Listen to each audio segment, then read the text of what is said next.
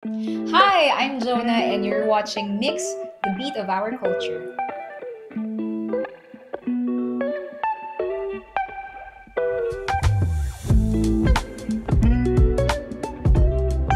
Wow, oh my gosh. Parang hirap i-summarize yung journey ko in 20 years to down to the, 'di ba? Siguro I can say na I've started from the bottom talaga kasi nung bata pa ako, sumasali ako sa mga singing contests ng mga barangay level hanggang sa sumali ako sa mga TV competitions. And nung nanalo ako noon sa Pinoy Pop Superstar, doon na nagbukas yung maraming opportunities, nakapag-concert sa mga notable venues like nung una pa nga sa bars pa lang ako nagsisimula hanggang sa nag-Teatrino, Music Museum, dating Kia Theater na ngayon New Frontier Theater, Soler Theater, and now I'm doing a major concert at the Mall of Asia Arena sa November 8. So it's quite a journey talaga. Mahirap pero rewarding. First, nung nanalo ako sa Pinoy Pop Superstar kasi as I said, yun nga yung pinakaunang nagbukas ng pintuan for me to sing, to perform not just here in the Philippines but all over the world, no. Pangalawa, I think major moments for me every time nagkakaroon ako ng solo concerts. Yun, kasi talagang talaga yun, yung kailangan grabe yung endurance mo doon. And there were moments na on the day of the show, bigla akong mawawala ng boses. So, grabe yung pinagdaanan kong challenges physically, mentally. Pero, thank God kasi na-overcome ko naman yung mga yun. And still, I'm here. Kumbaga, kahit ang daming mga mishaps na or mga difficulties na napagdaanan ko, nawala ng boses, dumaan ng pandemic, pero nandito pa rin tayo. 20 years na.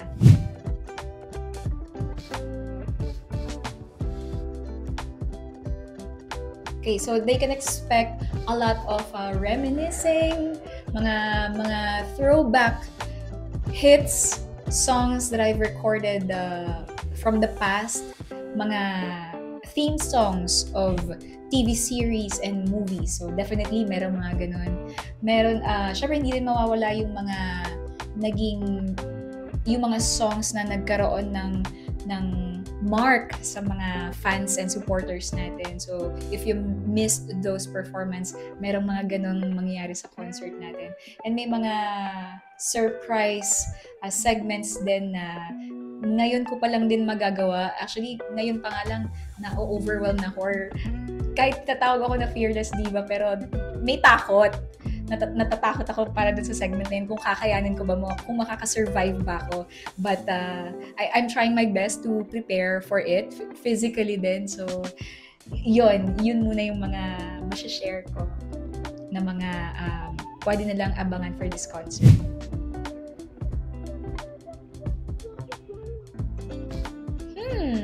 I think a lot of my fans and my supporters know naman that I am an animal welfare advocate. So, parang doon ko talaga na bubuhos yung marami kong oras apart from singing, apart from the showbiz thing. Yun basically, parang pakiramdam ko, parang marami na akong mga binubuhay ng mga anak. Kaya doon lang talaga nauubos yung time ko kapag wala akong trabaho.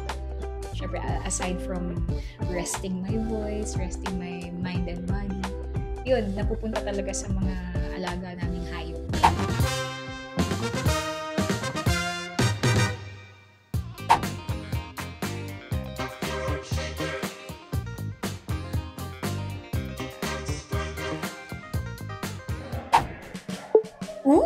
Sino to?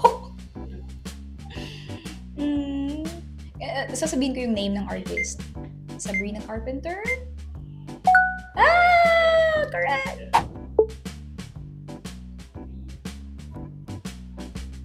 Regine Velasquez. Hindi. Ang hirap, hindi ko alam, hindi ko kilala. Oh my God!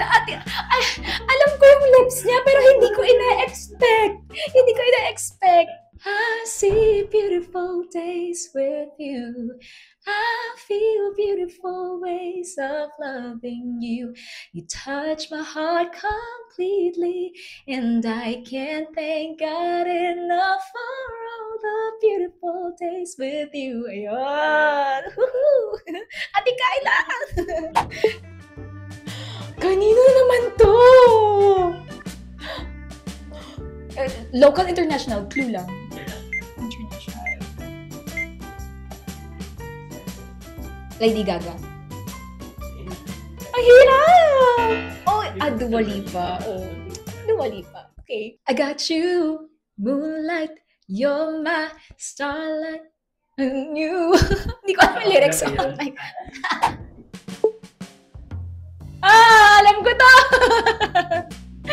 Yeng Constantino! Yes! Alam ko yan, mga ano niya, mga posing niya na ganyan.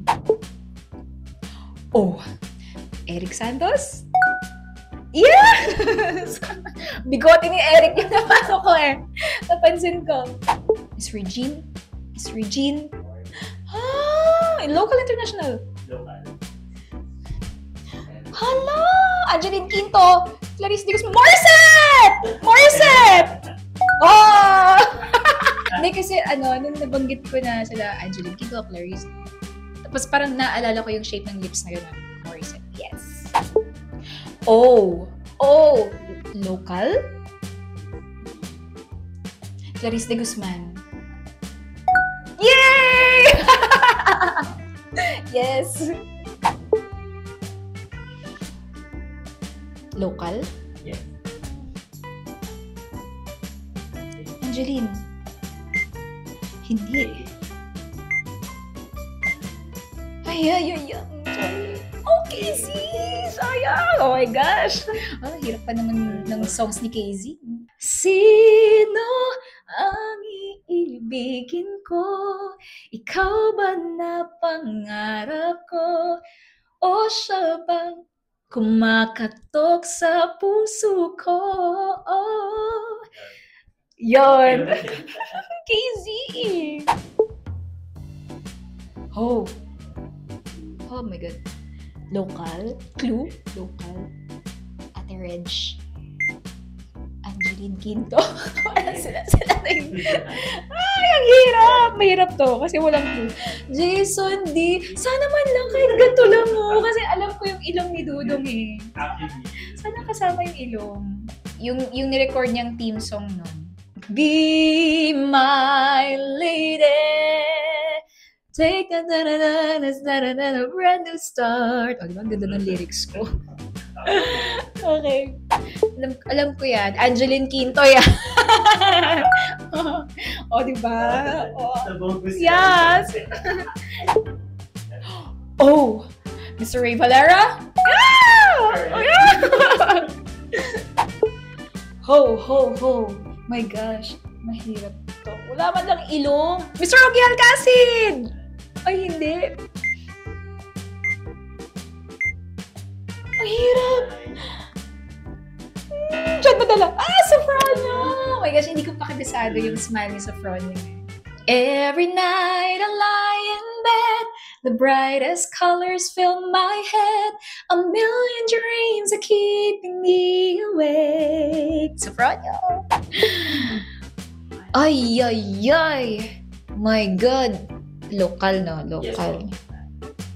Yes, Mr. Ogie Alcacid. Hirap. Kahit Kuya JR. Ang tagal ko na kasi siyang hindi nakakasama ulit. So, nagpapaalam ka dahil nasaktan kita.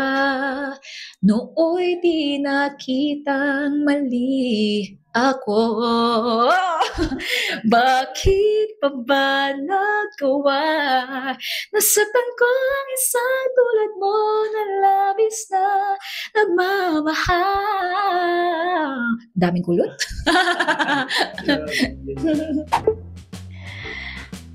Wait, alam ko yan eh. Alam ko yan. Saya G! Yes! At least, di ako kakanta ng ano niya. Mga songs niya, mahirap songs niya. Okay. Ayan! Siyempre, paano natin makakalimutan? Miss Regine Velasquez Alcacid! Yeah! Hello everyone! This is Jonah. Iniimbitahan ko po kayong lahat to watch and support my upcoming 20th anniversary concert entitled Jonah, Journey to the Arena, happening on November 8, 2025, Saturday, at the Mall of Asia Arena with my very special guests, Miss Regine Velasquez Alcacid, Miss Lani Misalucha, Miss Shasha Padilla, Alden Richards, the P-Pop Group Alamat, Mr. Jed Madela, and Aisel Santos and Maricris Garcia, and other surprise guests. So, wag po kayong mawawala kasi ngayon lang po talaga ako makakapag-celebrate ng ganito kalaking concert. And I don't know if this will happen again, this kind of concept. So, please do support. Directed by Paolo Valenciano and musical direction by Soknina. So, I hope to see you guys. You can purchase your tickets at SM Tickets. So, thank you! And sa mga kapamilya po natin na nakapanood po ng ASAP in Pacific Coliseum sa Vancouver, Canada, maraming salamat po sa inyong malaking suporta and for always supporting and patronizing ASAP. So happy 30th anniversary ASAP!